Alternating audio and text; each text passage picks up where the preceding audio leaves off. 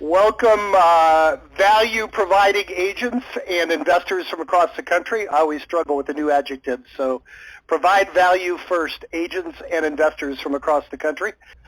Start off by congratulating, we had two winners of the week. We just couldn't decide last week. We had one long-term story, somebody's had continued success, and another one, a guy got 3 deals in 1 day. So Richard Eaton and Gary Turner, congratulations on being our winners of the week last week.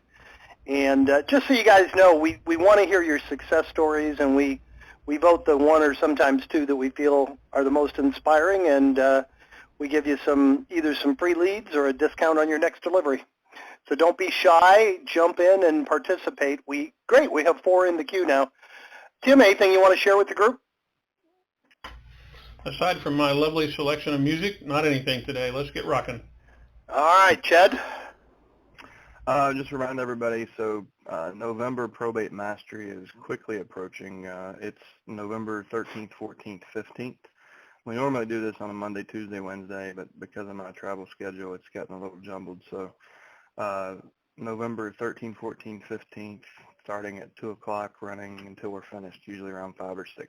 So if anybody wants to get signed up, check your email for the announcement, or just go to the education and training page at alltheleads.com.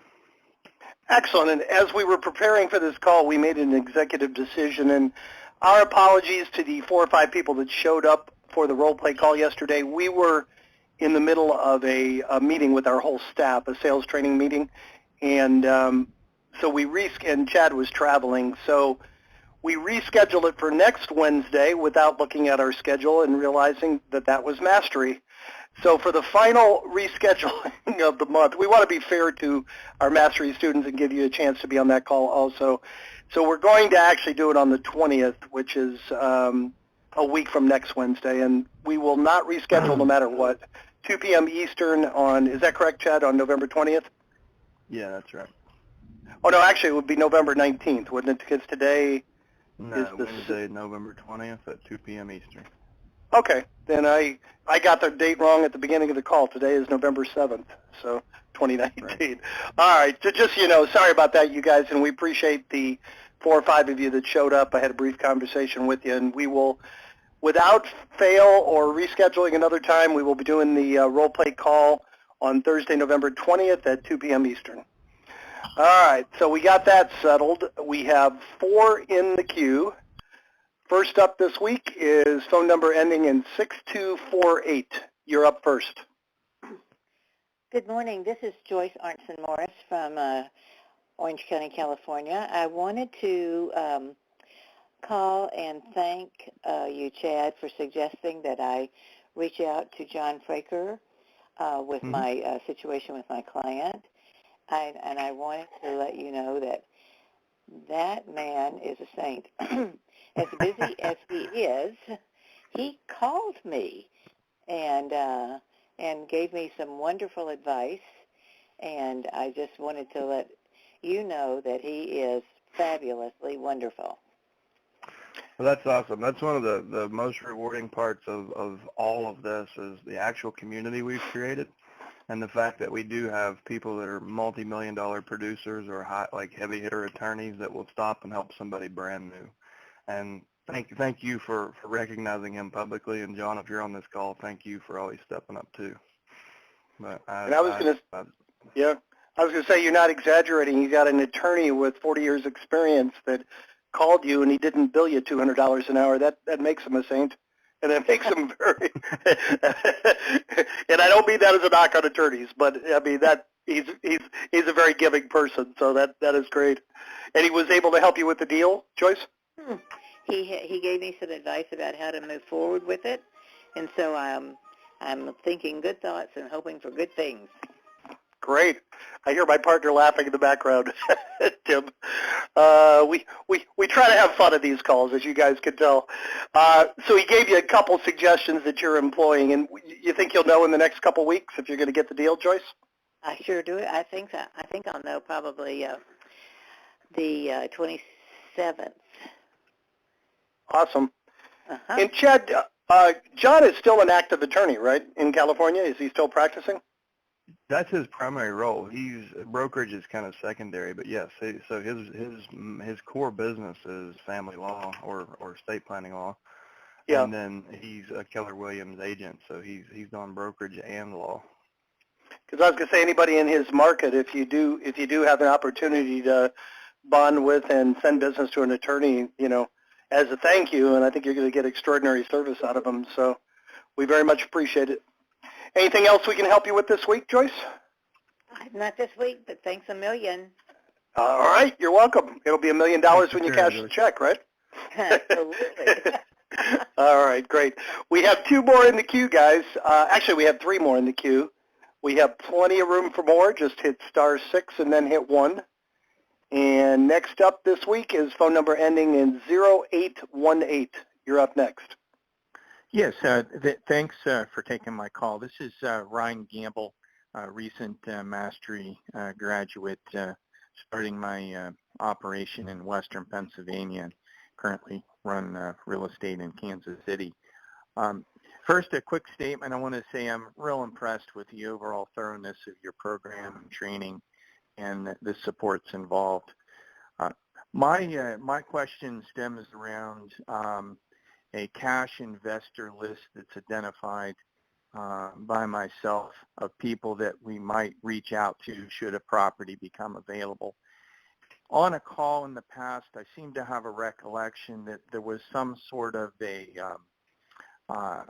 commission, perhaps prearranged, or compensation prearranged with those individuals to perhaps receive an opportunity to purchase a property that needs to be moved quickly. And I'd be interested in thoughts or strategies around that, please. Thank you. So my headset clicked in and out. I think what you're asking about is a conversation we had about a bonus commission for cash buyers. Am I on the right page? I think so. That very well Okay, in the so way yeah. it was put. It was 2 or 3 mastermind, excuse me, 2 or 3 mastermind calls ago, I mentioned one of our subscribers has built such a high quality buyers list with his brokerage, his investor clients from a brokerage standpoint, that he will recommend the seller sign an MLS opt-out, and so they can keep it off market, and then he'll only market it to his own list. Now, there's a buyer's premium for anyone on that list, very similar to what you'd see from an auction platform. So you can set your buyer's premium wherever you're comfortable. I mean, it's not unreasonable to charge a 5% buyer's premium on an auction platform. So you can charge the buyer a 5% buyer's premium, which is separate than a commission, and then you list it at a 6% or whatever your listing percentage is. You only split that percent, the commission part of it, with your broker. So the rest of it is just total upside. It's basically you being compensated for creating more value for your clients. And your broker has to agree with that, of course. But that was the conversation. So it's just an opportunity to, you season your buyers where they see so much value in looking at your deals. They know that there's a very small group of people looking at them and nobody else. And they'll pay a premium to be part of that kind of exclusive group because things are so competitive, and especially with flippers right now. So I think on average, well, I don't know about an average, on a range, he's making an extra $10,000 to $30,000 on a brokerage deal by doing this.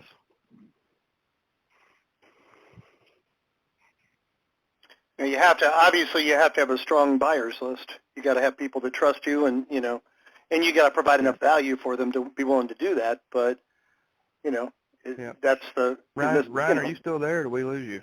Yeah, no, I'm still here, Okay. and that you refreshed my memory on that point in the past, so very much appreciate it. Sure. Perfect. Any other questions? No, I'm good, thanks. And the other thing, so Ryan, I want to elaborate on that a little bit. So we talked about this in Mastery, but what I teach people, when you're building the relationships with your buyers list, it should be a real relationship. And I mean to the point where are they a landlord? Are they a flipper? Are they a wholesaler? Are they doing lease option and creative financing? Are they a portfolio buyer? Are they looking for multifamily, small multifamily, large multifamily? And you should have tags, and however you're databasing this, you should have categories or tags applied to them. The reason where that becomes really valuable is if you have a wholesale deal, you want to send that to everybody. But if you have a deal that's it's like Renee Keish and I were just on a call right before this talking about this strategy, like a deal that most investors and brokers will walk away from because they say there's no money in it. You can take a house that's held free and clear, that's an absentee owner, like a landlord is tired, he's already milked every ounce of tax or depreciation out of the asset. So if he sells now, he's at a $0 cost basis and he gets hit with that tax bill. If you can show him a way, you say, hey, listen, run this by your CPA first, but you've already depreciated the asset. Let's renew that depreciation under my name. I'll pay you the same cash flow you're getting now, and you carry a note at 5% interest. If he says yes, then you can list it instead of buying it. If you don't want to buy it, you can list the property under those terms and run it out to your list that way. And you can show less savvy investors that would overlook that deal. You can show them how to make lemonade out of what they would call a lemon, and create you basically refresh the basis, which will help them offset their normal income. They get the full tax benefit. They don't have to put any money down, and you can get paid a commission from the seller, or well, they'll put some money down, and then you'll get paid from that down payment. You'll earn your commission and your buyer's premium. So you can segment those deals out. You would never want to send that deal to your wholesaler who doesn't have any cash, that's just looking for properties to wholesale. But you would want to send it to your landlords for sure, because they're more tax conscious, and a deal to them doesn't just mean equity. They take their whole tax picture into the equation, and they're looking at internal rate of return, which includes their overall tax situation. So if your list is really well segmented, you can send only really relevant deals to the right buyers, and that's where you can kind of build that really high-level relationship where these guys are like, this guy knows exactly what I like buying, so I don't mind paying him an extra 4% because he brings the deals to me. You become a bird dog from a brokerage standpoint. And I'll tell you, there's less than a handful of people nationwide that really operate their business that way. So these buyers take that really seriously because not many people are providing that level of service. Okay, does that help? Thank you. Appreciate it. Oh, all right, you're very welcome. I'm sure a lot of people on the call will have to listen to that 2 or 3 times, Chad. That wasn't entry-level investing, but it was very savvy. And your average investors, probably a lot of investors wouldn't understand it, but play back and listen to it again, but that makes a lot of sense for the right person. All right, we have 2 more in the queue. We have plenty of room for more, guys. Just hit *6 and hit 1. We've got another 45 minutes. Don't be shy. We're looking for a winner of the week, places you're getting stuck in your communication, things that are working. Tell us what's going on out there so we can help you with it. Next up is phone number ending in 7197. You're up next. Hi, good morning. This is Sandra Smith from Buckley, Washington again, and I'm new to your group, and I asked a question a couple weeks ago. You guys were awesome, and I signed up for Mastermind, and got some leads for a county that you guys haven't been in yet, so I'm super excited about working that. Awesome. You're a trailblazer in that county. Congratulations. Thank you. Yeah, it's going to be a little more commute time for me to get there and service, but it's a weird community or weird county that's got kind of lazy realtors, and so I plan to capitalize on that by bringing a lot of extra value. I'm super excited to find out you guys weren't already there. Where is Buckley, Washington? Buckley is about 25 miles east of Tacoma, about 50 miles south of Seattle. Oh, see, that is one of the sweet spots I've been telling everybody. Yes.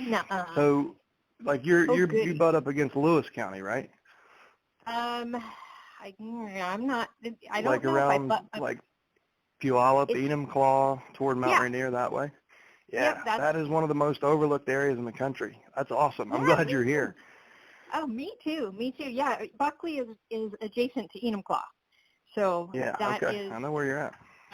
oh my God, I'm so excited. So yes, I'll be joining you So on that. you're in what, like, I'm very familiar with Washington. That, as an investor, that's one of the most underlooked markets, I think, in the country because of what's happening in the Seattle economy. So there, and the growth is restricted by the water, and like the growth has to come your way, and you should put your flag in the sand and own that. You can retire there, I think. Awesome. Oh, that is so exciting. Okay, good. That's I can't wait. I am so excited. So my question today is, and I'll learn this probably in Mastermind, but do any of you work death notices? I live in a town, I'm a volunteer EMT, and unfortunately I'm front row seat to death sometimes. And I know, and it's a bunch of older people, so I know there's a lot of folks that are passing on. Do any of you work at that?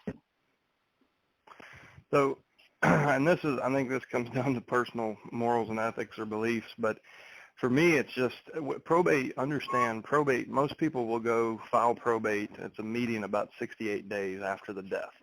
So what that tells us is common behavior is they have 2 months of grieving, and then they realize we've got to deal with this. So then they raise their hand by filing the petition, saying, "Okay, world, we're ready." And then it's essentially them inviting creditors and anyone else that needs to have contact with the estate to bring forward their claim, and so they can close out the business end of it. Before that, people can be really raw, especially surviving spouses. There's definitely business to be had, but there's better ways to get it than direct solicitation. What we recommend, we teach you to build a referral network, and we're going to focus on this in session 2 of Mastery. I'm going to show you how to build a referral network of estate planning attorneys, registered investment advisors, wealth advisors, nursing home employees, social workers, care managers, people who have the kind of similar contact to you, but they have a deep rapport with these families. So instead of you directly soliciting them, they can actually endorse you and refer it directly to you. So we just want to make sure those people, the people that are in similar positions to you in the community that have contact and trusting relationships with the family, we want them to understand what our business model is so they can endorse us and give us a direct referral. And it's just a much better way to approach that. It's harder, and it takes time to build, but in small communities, if you're marketing hard to families on a death notice and word gets out, it can backfire on you. So in bigger cities, it's not quite as risky, but I would say do it organically by building a referral network, not going direct after, obituary notices. That feels better to me too. But I wasn't sure how to approach it, but that feels good. That is aligned with me. Okay, cool. Thank you. Sure. All right. Excellent. Thanks for participating. We have 3 more in the queue, guys. We still have plenty of room for more. Just hit *6 and hit 1. We probably turn the queue off in about 10 or 15 minutes, so get in there now. Hit *6 and hit 1. Next up is phone number ending in 7533. You're up next. Hello, everyone. This is Donna Hastings from the Clearwater, St. Pete area in Florida. How are you today? Great, Donna. Hey, Donna. Thanks for being here. Yes. So mine isn't really a question. I've been so busy lately, but I wanted to call and tell you about some of my successes that I've had with all the leads. We like those better than questions anyways. Cool. All right. So I believe it was June that I started, and as I keep talking, you might remember I called in and did a role play with Chad, and you cut me off right in the beginning because I was just all wrong. So I changed a lot of my scripts and been calling since June. I got the first listing appointment I got, I was so excited, and I went in there with one option, and they decided to go with somebody else as an investor. So I learned from that one. Go in there with the different options, let them decide which one is best for them. So then I was following up with other calls, and I got an appointment. They said, yes, we're in town right now. We need to list the house today. So I went, I got the signature, I got the listing from that one, and then about a week later, I got a call from another owner on the same street who said, I saw your sign across the street, I want to sell mine too. So there's 2 listings directly related from all the leads. Then there was another guy that was out in Texas. He finally came into town. I got his listing, which is a condo listing. So right now I have those 3. Then from a letter that was sent out, because I have all the leads, sending me the leads and then automatically sending out the first letter. And I've gotten some responses from that first letter just going out. And one of them right now is a guy that's been emailing me. He has an attorney, but I was able to bring him a cash investor. That's what he was looking for, multiple offers, brought him a cash investor, and I'm waiting for one initial before that one would be fully executed as well. And then I have about 4 people in the hopper right now. One that I followed up with today that she says, oh, I've been thinking about you and I was going to call you, and she said she's going to get back to me by first the next week. And then a new guy that I spoke to this morning wants to get together next week as well. So the leads work. You got to make the phone calls. You got to be open to tweaking your scripts and just go with contribution to how you can help the individual. And the more that you come from contribution and offer different things, the more receptive people will be to you. So there you have it. You're proud of what you're doing, Donna. It does?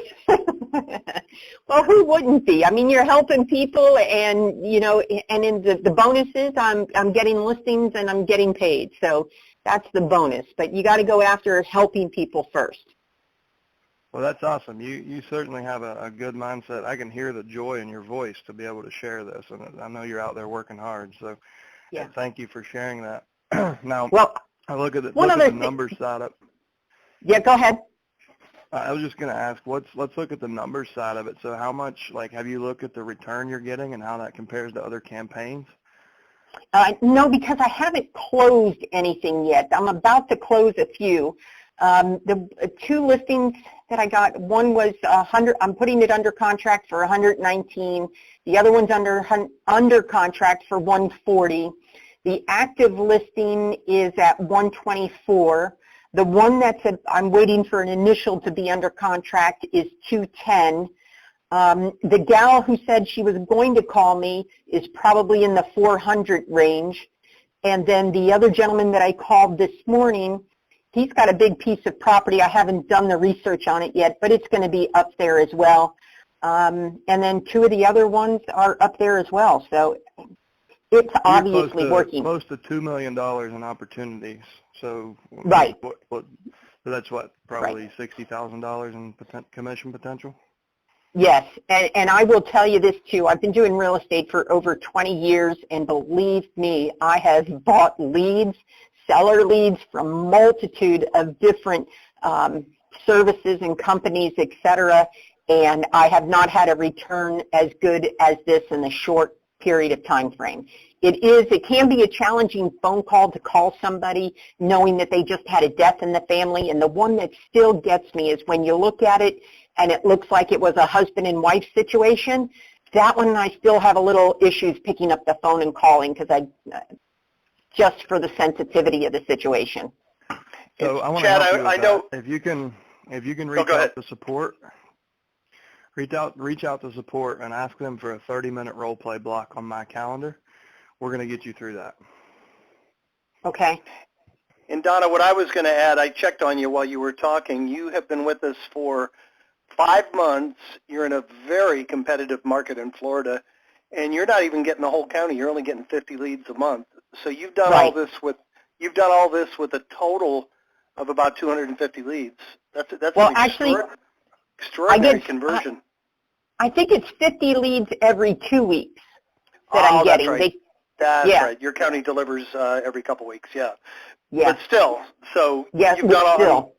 What's your conversion rate? I mean, it's got to be. You mentioned 7 or 8 deals there, and in a 5-month period, you're doing very well. It sounds like you're doing everything right. You're working them, but but you're converting them. Well, I got 2 solidified contracts that are going to closing, cash deals, a third one that's just waiting for initial, and I still have 1 listing. So that's real. The other ones I'm following up with. So you're asking about my conversion. If I get the appointment, pretty much I've gotten the signatures. So it's a matter of getting the appointment. So the follow-up, which some of them I've been following up with since June, July, or August. And then another one was a lead that just came out recently that I called. That is great. Well, Jim, I guess we'll consider her for win of the week. Yeah. I defy anybody to beat that. So it really sounds like you're following the program step by step, and you know, it sounds like you're doing everything right. One thing you said was the lead follow-up, and I think that's where so many people drop the ball. And how many deals would you say you get on the first conversation versus having to call them a half a dozen times? I don't think I have not gotten a 1. Well, the very first appointment I got was somebody that called me from the very first letters that went out, and because I just didn't handle that one right. I think I was just too excited about everything, and I didn't get that one. Sure. Boy, another thing you said too, you've learned. I mean, your first transaction, you only gave them 1 option, and you learned. Right. It sounds like you don't make the same mistake twice. Which is great way to operate your business. Congratulations. Right. Thank you. So it's all in the follow-up. None of them have I made an appointment just from the very first phone call. It's been in the follow-up. They don't know what they're doing yet. Get back with me. No, I'm not interested, but you know they have real estate, so then you try calling them a month later. And you know, that's probably my biggest mindset change. From traditional real estate, if you've got someone that's thinking about it, you need to be on top of them, especially an expired or in a FSBO, because if you're not on top of them, they're going to list with somebody else. If you're waiting a month to call them, something else is going to happen between that month. So with these people, you do, at least my experience is, I do have to give them a month in between phone calls, or, you know, depending, everybody's a little different, but a month seems to be the more norm of following up with them. I can't follow up with them every week because it's not the highest priority on their list every week. Does that make sense? Sure. So. Chad, we only have one other person in the queue. I feel like we should do a case study with you, Donna. Maybe not right now, but Chad, can you think of any other questions you want to ask Donna now, or maybe schedule an interview with her? That's great. No, I want to give you another compliment. I mean, I was tough on you on a role play call in front of the whole world. You remember that now. I remembered it as soon as you spoke. I'm like, oh, where's she been? So yeah, and I've been busy. Like I don't take those things lightly. Like I don't want to drive people inward, and I don't want them to be embarrassed. But I do want to call them on their BS. Like when sometimes you need to hear what, like, it might not be what you want to hear, but it's what you need to hear. And you took that as constructive criticism, and you used it as fuel to do better and to improve yourself. And so many people go inward and do the opposite of that. And you had the strength to move through that. And I can't, thank you for coming back to share that, because there's people on this call that needed to hear you say that, because they're getting discouraged, and they're probably not, there's not the self-accountability that you took. And that's why you found the success that you have, because you're willing to take accountability and say, you know what, I'm going to trust Chad, I'm going to trust the system, I'm going to change my approach. And then there's 6 different points in this conversation where I can see you're improving every day just based on what you're saying. And how many cash buyers had you ever brought to a deal before this, like this quarter? Did you ever go out and find them? Yeah. Were you diligent? You did? Well, I've been doing this real estate for over 20 years, so I've done other probate properties where I sold the house with a ton of stuff in it because the person that passed was a hoarder, but those kind of came to me. I wasn't actively seeking a lot of those because after 20 years, a lot of referrals and repeat business comes back to me. But I have investors in my pocket. I used to do REO properties as well, so I've met cash investors from those REO properties. So I still have a relationship with them, and I can pick up the phone and call them. Yeah. Well, I really want to compliment you on your you're taking accountability and raising the bar for yourself and like taking immediate action. And what'd you get? You got the result you wanted. So yeah. I commend you on that. It's one of the most frustrating things for us, as coaches, is when you pour everything into somebody and then they just say, oh, that just doesn't work in my market, and they chalk it up as another junk lead, when really they just needed to change a few little things to get an amazing result. So good for you for doing that, and thanks for sharing with the group. I'll tell you a couple of things. I mean, after that phone call that I did the role play with you, Chad, I did go inward a bit. I did go inward, and it wasn't feeling comfortable, and I was like, I got it. Well, if I want to make this work, I got to change something. If what I was doing wasn't working and somebody's given me an idea to change something else, to do it differently, well, then, hey, give it a shot. Maybe it wasn't comfortable when you first started calling and doing it that way, but if it's a different way, you'll get a different result. And so that's where I'm at, getting different results. So. Well, that's awesome. Congratulations, Donna, and thank you for sharing. Thank you. Yep. Yeah, and thank you all the leads. You're very welcome. Congratulations in advance for the winner of the week. But hey, don't let anybody else be intimidated. If you come close, we'll give away 2 again. Thank you so much, Donna. Please keep coming back. We appreciate it. We have 3.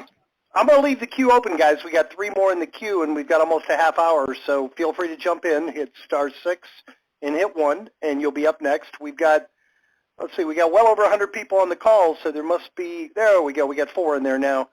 All right, well, next up is phone number ending in 0801. You're up next. Hello? Yes, sir. Oh, awesome. Yeah, so my name is Jon Ortiz. I'm over here in Houston, Texas. I guess, so my question is relating to a tax-delinquent property that's also a probate. So the house is vacant. The daughter of the owner, estate, whatever, lives next door to the property. And so I've spoken to her. I have a good relationship with her that I've maintained over the last year. Her mother passed away 3 years ago, but there's no will filed. But she believes, and her granddaughter believes, that there is a will and that the granddaughter is kind of entitled to the property. The granddaughter really won't talk to me, and the daughter would just love to give me her interest in the property. So I'm just kind of figuring out like what I should do with that. So have they not filed probate? I haven't seen anything in the county records.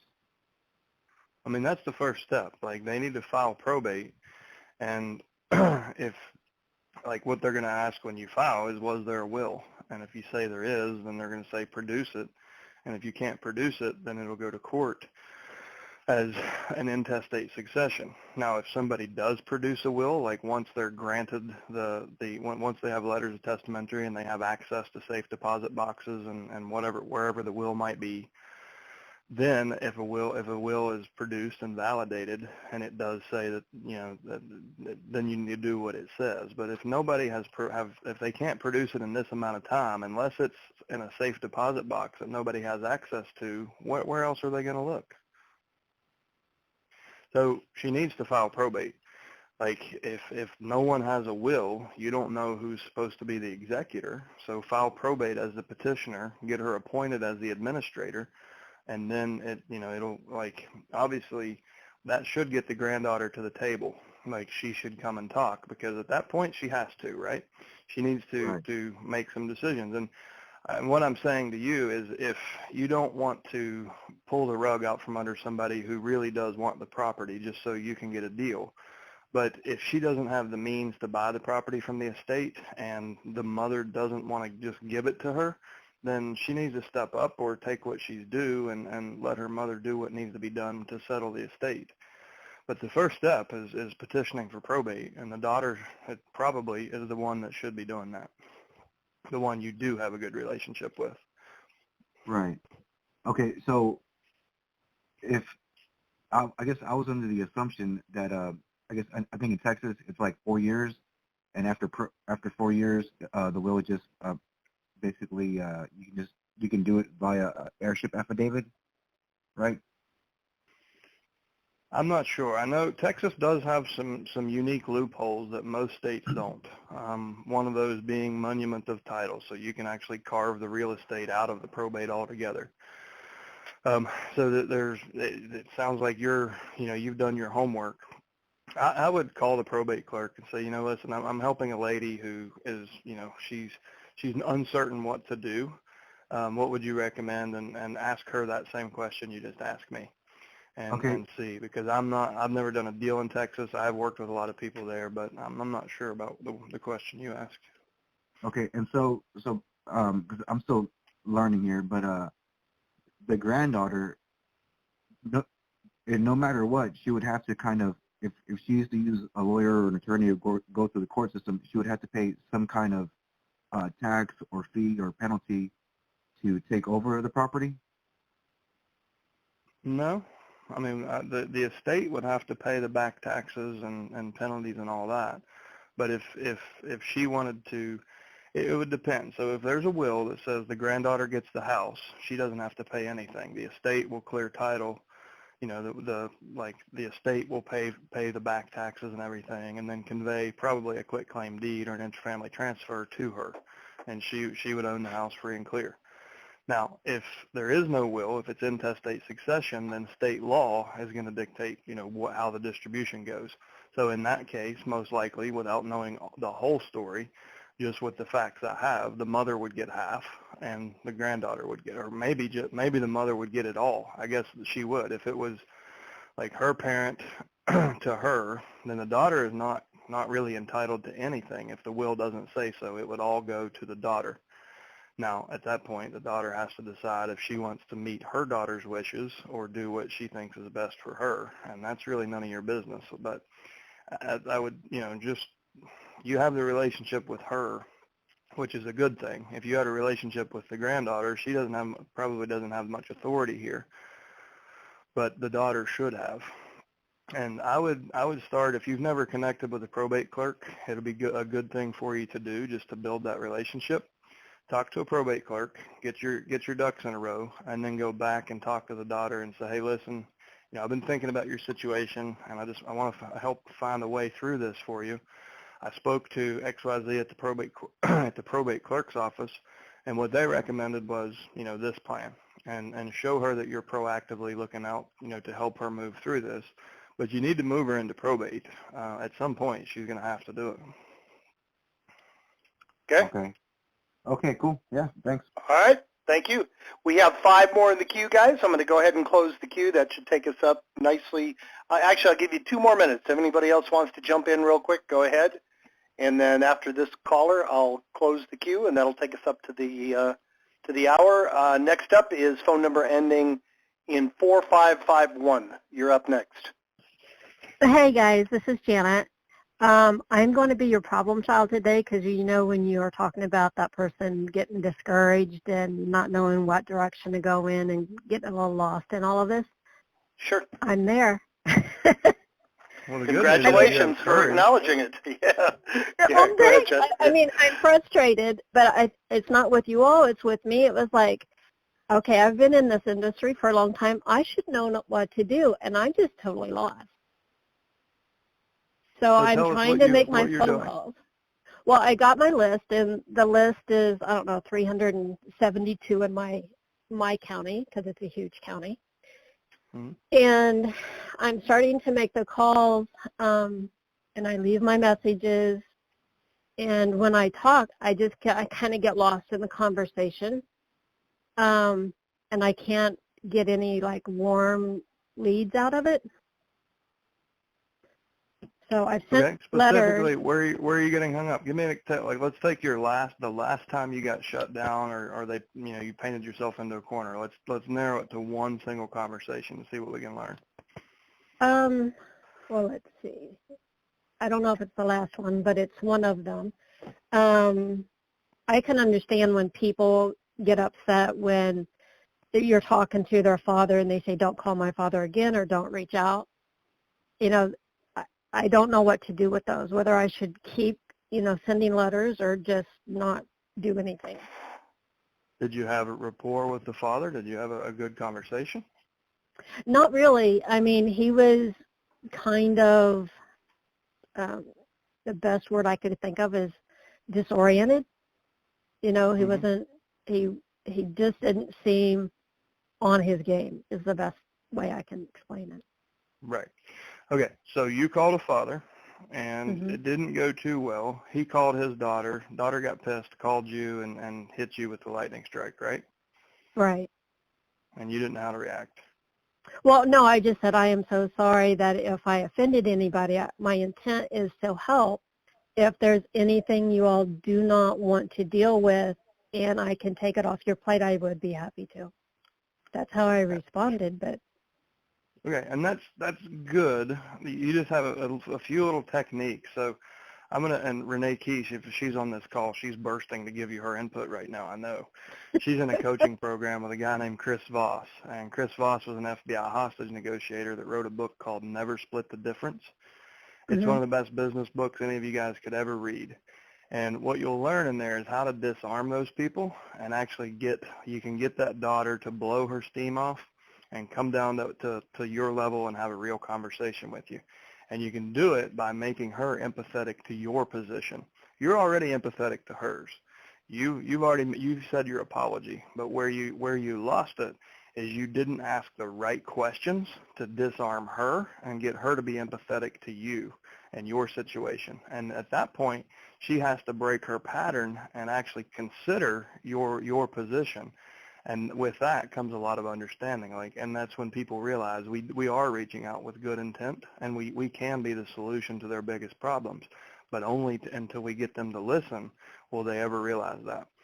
So I would recommend read that book. It's a really good audio book. It's about 7 hours. The first half of it is especially will especially apply to this situation. But that will give you subtle things that you can do. Like when the daughter hit you, the question that I think Chris would tell you to what you should have followed with was, it seems like you're really upset. I think you misunderstood why I reached out to your father. You raise the pitch of your voice, and you end with absolute silence.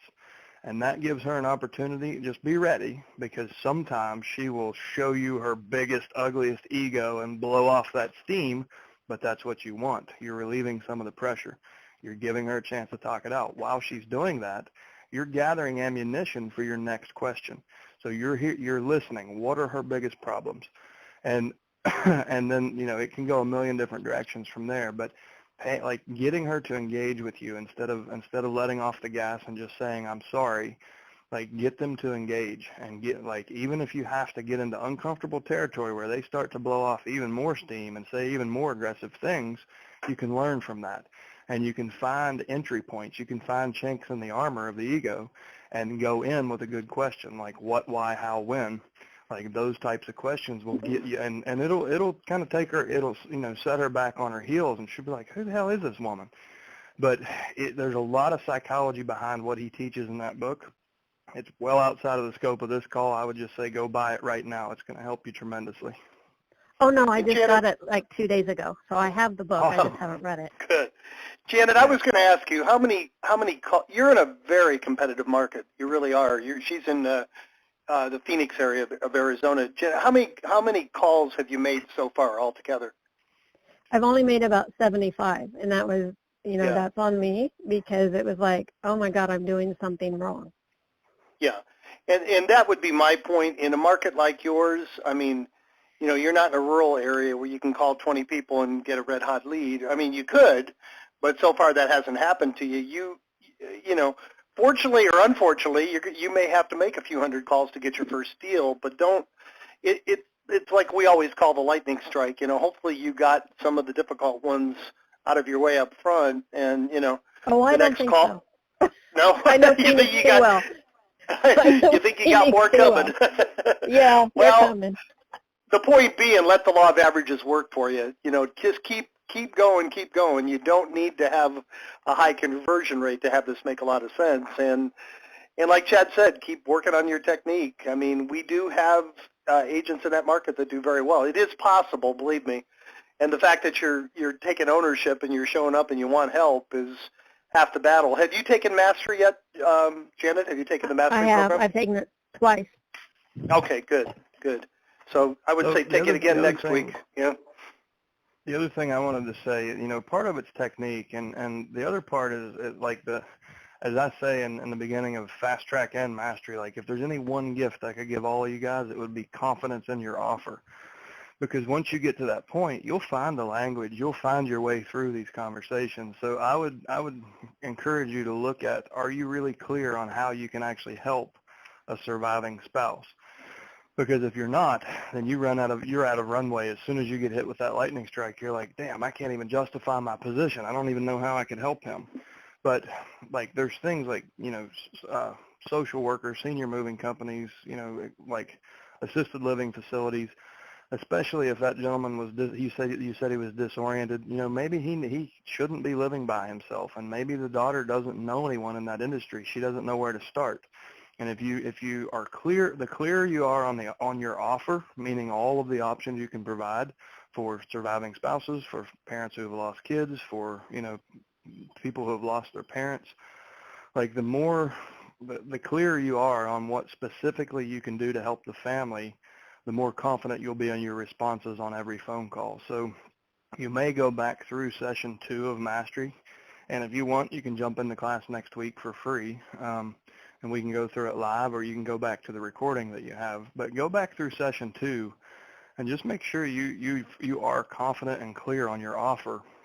That could be the failure point as well, because you're not 100% clear on how you could help that person, so you let off the gas because you don't have the confidence to push through and show them your value. Yeah, I think that's a lot of it, because I haven't dealt with this side of the world in real estate. And it was like, I have all these contacts. I can, put people in contact with each other. I just don't know how to verbalize it. Yeah.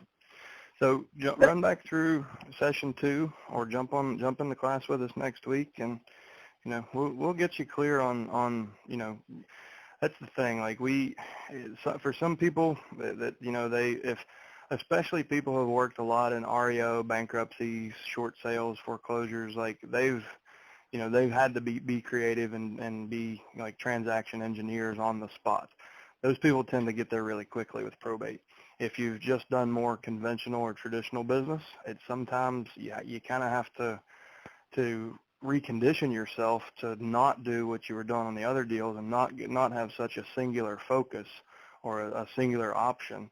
You've got to train yourself to look at the bigger picture and listen for things like if living situation is causing pressure, then boom, you've got an in with a social worker, senior moving company, storage facility, property manager, nursing home facility. All of those options could be very valuable in that conversation, but you have to be able to spot that. Like you got to spot the opportunities in real time. And I'll tell you, the best way to get good at that is just throw yourself into the fire and get on the phones and stumble through them. And it's better to completely mess up a month's worth of leads getting good at this than it is to call 75 people and then the leads keep piling up, and eventually you get embarrassed and quit. And that's unfortunately all too common, but push through it, just like Donna did. I may have embarrassed her in front of the whole country, but she figured out how to use that to her advantage, and she pushed through, and she became more confident, and you heard her result in the beginning of the call. And if we will coach you through it personally. If you need help, pick up the phone and call support, and we'll get one of us will get on the phone with you until you get there. Okay. Now, I do have another question. On your second or third time that you reach back out to someone, like I had to leave a message or I talked to them and they weren't interested, what do you say the second or third time? It's easy the first time to say, hey, I was just checking to see if you received the letter I sent in the mail. Well, I would say you should be taking really good notes and tracking, in the CRM, so you can jog your memory of the last conversation. And you want to add on to where you pick up where you left off and continue adding value on whatever line that conversation was taking. So this might be hard to hear, but typically when, just like Janet said, if they pick up the phone, I get the appointment, or not Janet, but anyways, what Donna, when she gets the appointment, she signs the paperwork, period. And I got cold chills when I heard her say that, because that's how it was. That's the best subscribers we have, and how it was in my business. Like, I knew if they picked up the phone, there was a 50% chance at least I was getting the appointment. And then if I got to the appointment, I knew I had a way to help them and monetize it. And so I would first say, why are you on the second or third call? A lot of times the reason for that is they're in probate quicksand. They're procrastinating, and it's not in their best interest, but they've created a behavioral pattern, a loop that protects them. So they have this story to justify their behavior. And they'll tell you, oh, I got to get the house cleaned out, or, well, my sister's coming in from Tacoma next month, or all this or all that. But the reality is the tax bills are coming, the insurance bills are coming, the yards, they're paying for lawn care and paying for, whatever. The expenses are piling up, and the house is not getting in better condition sitting there. So is it in their best interest to procrastinate? The answer is 99% of the time, the answer is no. And that's where you have to become a leader, and you have to show them you have to make them look at their problem and make them feel the pain, and then show them the solution, build them back up, and set the appointment. And so a lot of times where I see people in this continuous follow-up loop where it's like, oh, I'm talking to them for the 7th or 8th or 9th time. I would say at least 60% of the time, that's probate quicksand, and they need to be moved through. They need to be led to do what they know they need to do it. It's just uncomfortable, and then it's intimidating because they've never done it.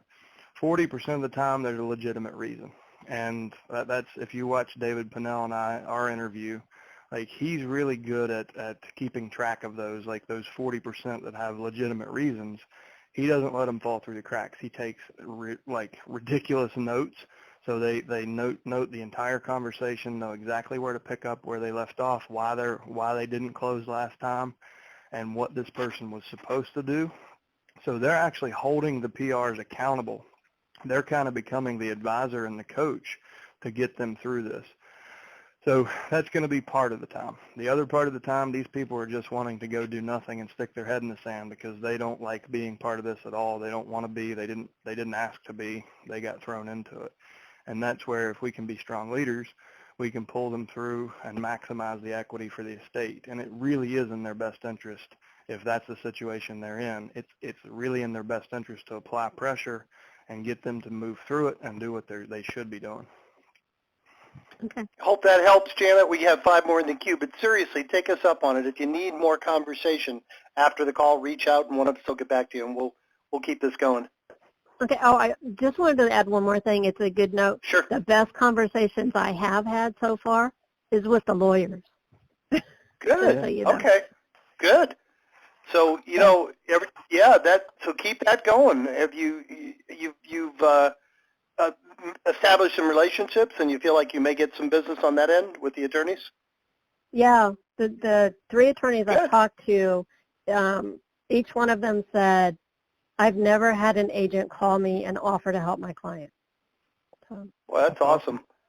Yeah, that should give you some confidence on the other end. So congratulations. Way to finish with a positive, and we hope we helped. Thank you so much. You're very welcome. Guys, we have 4 more in the queue. We are probably going to run about 10 minutes long, but the queue is closed. Next up, I think she's back. Phone number ending in 8484. Hello. My name's Mike Bloxham. I live on the Cape in Massachusetts. Hey, Mike, I thought you were somebody else. Go ahead. Sorry about that. Go ahead. What can we do for you? I saw Sandra in there. She's back in the queue. She's up next. But welcome, Mike. What can we do for you? I just joined about a month ago. I haven't even gotten any of my leads yet. But I was listening to the first lady who was talking about follow-ups with the phone calls. One of my questions is, in the beginning, should I use you guys to do the initial phone calls and I do the follow-ups, or is it best for me to do the phone calls myself in the beginning? Good question. Chad? Yeah, I mean, we'd rather know that you know how to fish. You know, it's you can give a man a fish or teach a man to fish.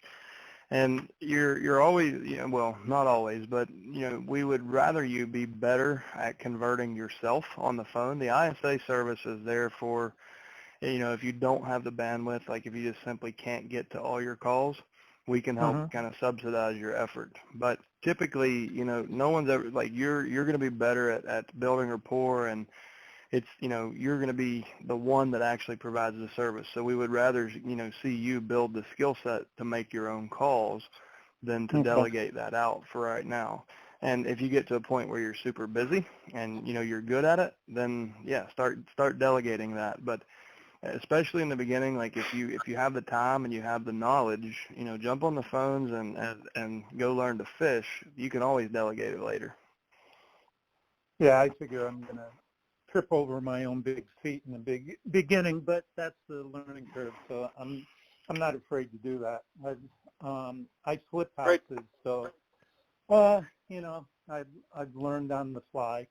So I'm sure it's going to be the same. My other question is, as far as the campaign letters go, is there any certain criteria that works better, or postcards first and then the letters, or any sequence in that works better than others? Found the reason we use such a specific mail piece is because it pretty much has a 100% open rate. So if you open with a greeting card, a letter with a greeting card envelope, a hand address with a live stamp, those get pretty much 100% open rates, and they stick around for a long time. Even if they're not ready to talk to you, that type of mail tends to stick around.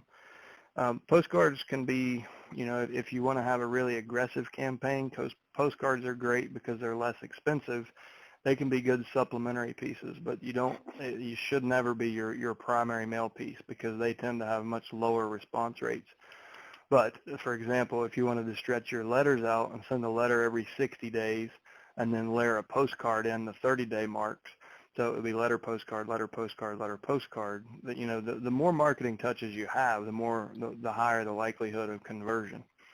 So, some folks do, really complicated mailers, and others just do the minimum 3 letters. And, everybody can find success with the minimum, but the more you do, the more likely, the more opportunities you'll create for conversation. Yeah. Well, I know, just from dealing with somebody that went through probate, it can be long and drawn out at times. So I think if there's enough touches in there that, they go, oh, where's that letter from that guy that I got 6 months ago or whatever. So I guess that's my only questions at the moment. I'm sure I'll come up with more once I'm welcome, and in. welcome, and thanks for participating. We appreciate it. All right, thanks. All right, take care. 3 more in the queue. Next up is phone number ending in 5854. You're up next. Yeah, hi, Brian Silvestri in New York. How are you doing? Hey, Brian. Hey, Brian. So, yeah, hi. So I had a question because I've been making, I'm new to this, and I've been making calls, and I've been doing pretty well as far as making contact with people. And then I was in the really early stages of speaking to this, somewhere soon to be appointed executive administrator. And then, I had spoken to him once or twice maybe, and sent out a couple of things to him, emails and regular mail. And then he just sent me an email today and said, we decided to go with an agent, someone that our attorney referred us to. And, I was wondering, like, in that type of situation, would you say just, oh, okay, yeah, thank you, goodbye, or, should I be trying to call him to still try? And if I'm doing that, like, what kind of things would I potentially be able to say that might be able to change his mind, assuming he didn't sign an exclusive yet? Yeah, that was going to be my response. So the first thing you need to find out, the first question is, okay, great. Well, I'm glad you found somebody you're comfortable with. Let me ask, have you guys signed a listing agreement? Right. And find out. And if they have, then back off because your code of ethics then does, I can. Right. If they haven't, then your entry point should be trying to show them that person's blind spots without dragging them through the mud. You should never sell against your competition. Just build up your own value. So some of the common ways you can do that, and most attorneys and most agents do not know this, but if a property is sitting vacant for more than 30 days, it's usually uninsured. So that's one of the examples you can use to plant the seed of doubt that they might not be working with the best person, because the attorney who referred it didn't bring that up. The agent hasn't brought that up, but this guy that they don't even know, that they've talked to, that they decided not to use, he already knows more. So what else does this guy know that the other two don't? Maybe I should meet with him.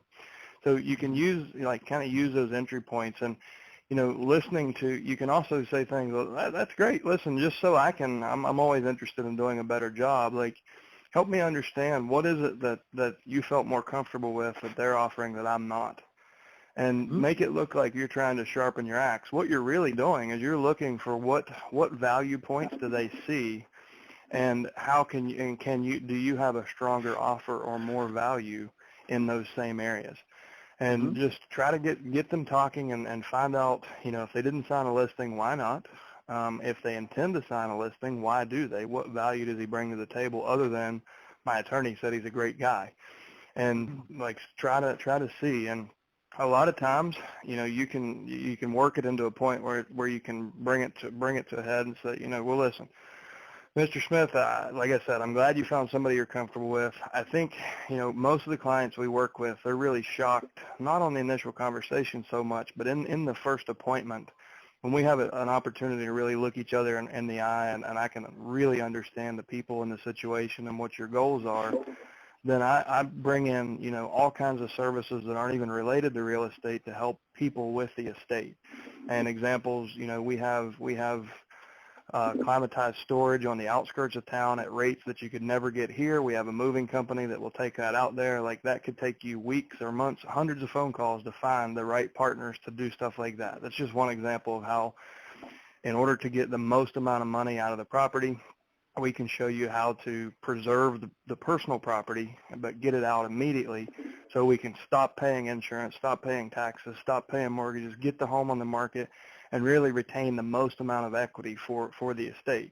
And let me tell you, your attorney did refer that other person, but when he sees the gross value that we bring back to the estate, do you think he's going to get paid more, and do you think he'll really have a problem with that? So what a lot of clients people overlook is they go with someone because someone said it's comfortable. And a lot of equity is left on the table when people do that oftentimes. So it's important to us that we've at least shown you your options. And the best way I know to do that is, let's start with just a short face-to-face appointment. Worst case scenario, you're going to have a professional right here in New York that is doing this on a day-to-day basis, that has a solution for every problem you've encountered. And if you see more value in the other guy, I'll hand you my plan and tell you what I think you should do, and we'll part ways, and no harm, no foul. So would Friday at 1 or Monday at 3 be a better time to start? Wow, that's amazing. And get them into the appointment. If they haven't signed the agreement, they'll list with you over 90% of the time, because the reality is, when you get there, and there's a chance that other agent might have an offer as big as yours, but I doubt it. But when you get there and they see that you're willing to help with personal property, with alternative living situations, and one of the other big value points is, we make sure that even when probate's closed, we continue to work with families, because the average probate costs 5% of the gross value of the estate. That's absurd, right? So, and I'm sure you found this isn't the most fun thing. Would you agree? Great. So is there any reason you can think of why your family should ever have to go through this again, ever, and pay this much money and go through all this and be told what to do by the state? Yeah, it doesn't make sense, does it? So one of the things we do with every family, even if you list with that other agent, we're going to make sure you have a chance to sit down with our financial team and our estate planning team. So you know how to preserve the wealth that you're getting, and you know how to protect your own estate from being subject to this process. And that's just something we do for free for every single person that we meet with. So we'll meet on, you didn't answer, is Monday or Friday a better time? And just show them those things that they're not considering, because they've got a perception of what that agent is going to do. All they expect them to do is show up, be a good marketer, throw an open house, whatever they think a realtor should do. They're not thinking that person should be well connected with wealth advisors, CPAs, estate planning attorneys. They're not thinking about their own death. They're not thinking about the actual financial side of this, about retaining equity. They're in a really stressful situation, and they'll give up equity to get the pressure off of them, unless they're working with someone that's really cognizant of that and says, no, my job here is to preserve equity. And you might be paying 6% to that person and 6% to me, but the difference is I'm here to maximize every damn dollar in the estate, with the personal property, with the real property, with getting it done in a timely fashion so we control the carrying cost. Like, we look at this as a true probate advisor, and real estate brokerage is one of the spokes in a wheel of many, many, many spokes. So, like I said, worst case scenario, you're going to get to meet with one of the top professionals in the city that knows how to deal with every problem you could encounter. And we consider, regardless who the attorney is, we consider them one of our team members, and we'll work directly with that attorney. So if we can meet, it can be as short or as long as you would like. But like I said, I'll show you exactly what I would do, and with your best interest first.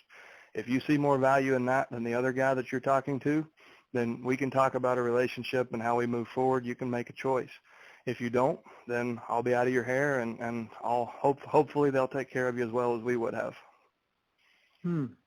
Wow. That's great. That's amazing. And Brian, I wanted to thank you for participating, and I hope you're in one of the, obviously New York City is one of the most competitive and aggressive markets in the country. And it's pretty similar to the market that Janet's in. So hopefully, Janet, that'll give you some confidence that, what's that song? If you can do it there, you can do it anywhere. And the fact that you're making the calls and you're having good conversations is very encouraging, for people that are. That dialogue was really amazing. I haven't, is that what you do in the mastery program? Teach that, or what, where would I learn? I mean, I'm going to try to remember as much as you said, and I get the idea, but that I think is amazing, really great. Yeah, it certainly starts in mastery. So, I mean, like in session 1, we look at all of the factors that create the situation. So the sheer numbers of baby boomers who are dying, how much wealth they control, the lack of planning on their part, how little liquidity is in that demographic, and why that creates so much pressure on the family to move forward quickly. And that's where a lot of equity is left on the table for other people to take, like the attorneys or investors or, whomever.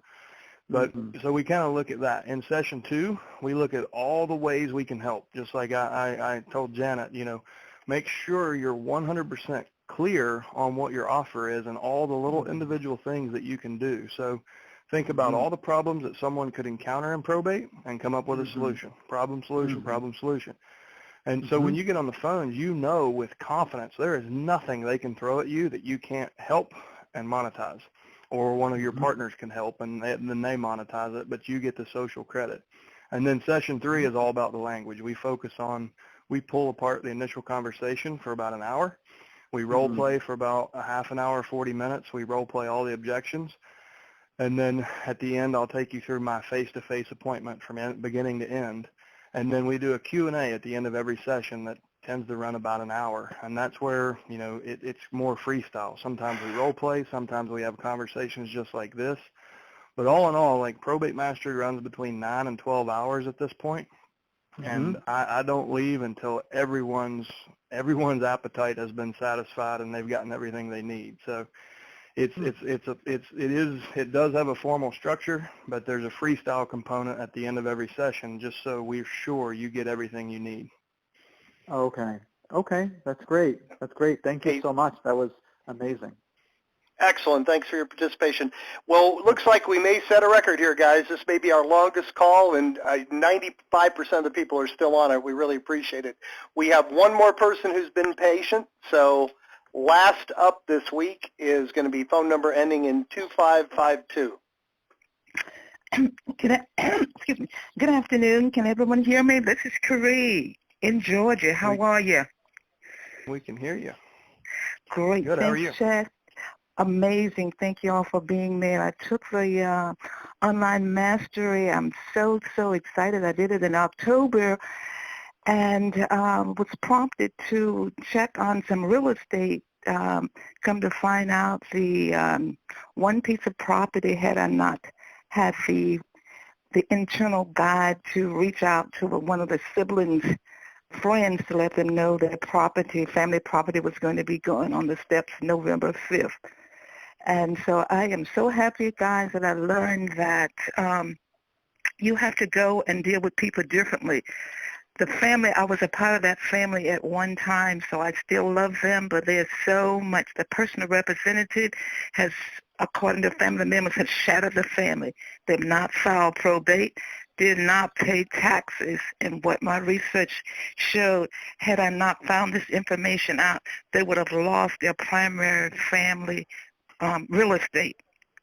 And so one of the siblings that we shared that with was eternally grateful. They was able to pay the taxes. Question, though, since the personal representative is not responding to family moving forward with the probate, what can any of the siblings do to get this process going forward? And I heard Mr. Chad say on one of the calls, and I did call an insurance agent afterwards, and he said, that's true. Vacant property needs to have insurance. I heard that from you, Chad, so thank you for the many nuggets. Sure. And so I shared that with the other person. So, but I'm wanting to know if the personal representative is the one who's in the seat and is not moving forward to get the estate probated, and one of the other siblings has paid the taxes to keep the property from being snatched out of the family.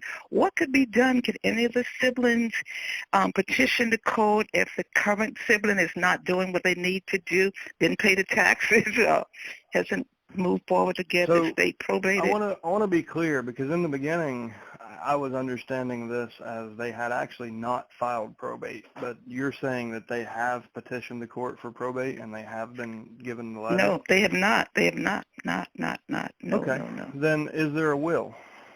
No.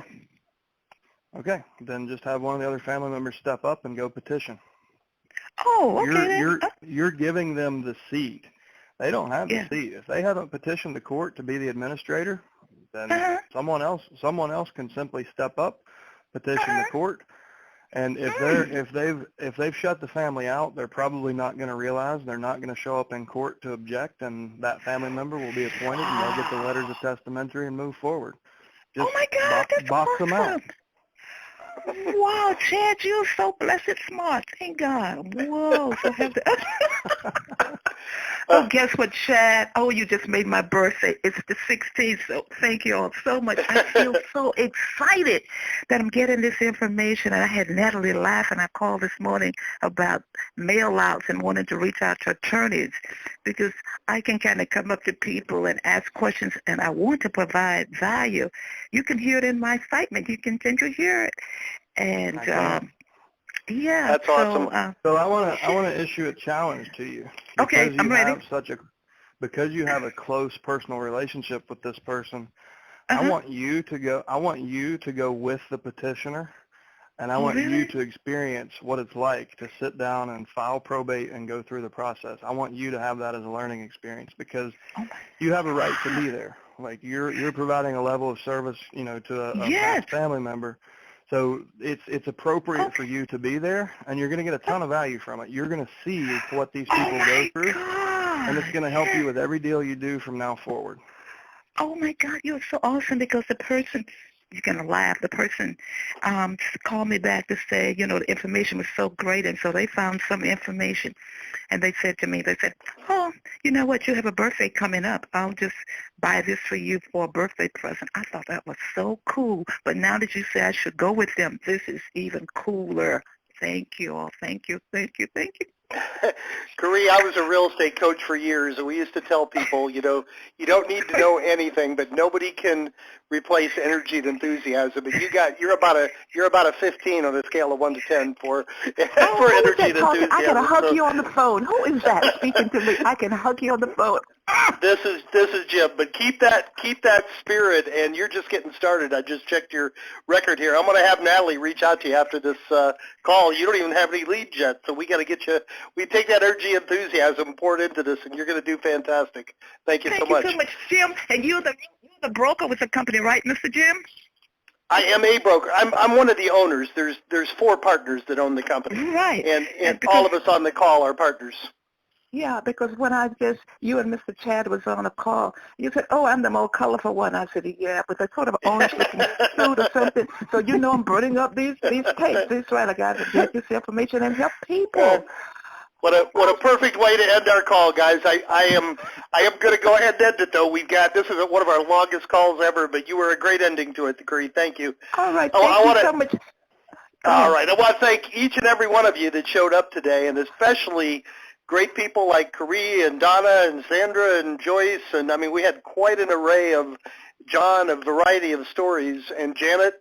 We like the wins as well as the challenges because that really allows us to be effective in helping you. But I want to thank each of you for being here today, for participating, and I want to challenge each of you. Take one thought, one idea, one thing that inspired you on this call. Go out and put it into practice. And come back next Thursday and share your results with the group. Thank you so much, guys. Make it a great week, and we will talk to you same time next Thursday. Take